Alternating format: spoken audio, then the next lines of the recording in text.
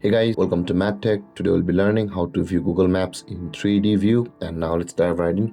Now to view Google Maps in 3D version, first open up your Google Maps application on your phone. And after opening your Google Maps application on this interface, guys, at the top right corner of the screen you can see the layers button available for us over here just above the direction of north. So let's tilt it, and the direction of north is over here, and just above it over here there is the layer view version over here.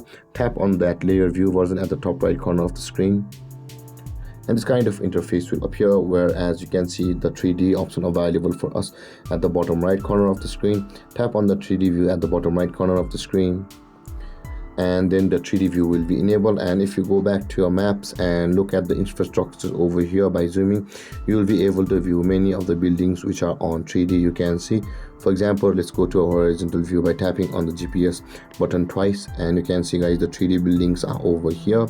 And if any other users have updated your building size in 3D on Google Maps, they will be available over here like this. And with that being said, guys, this is how to view Google Maps in 3D version. And if you have any confusions or questions regarding the topic, feel free to comment in the comment section below, and don't forget to like, subscribe, and hit that bell icon for more videos. Thank you for watching, guys. Peace.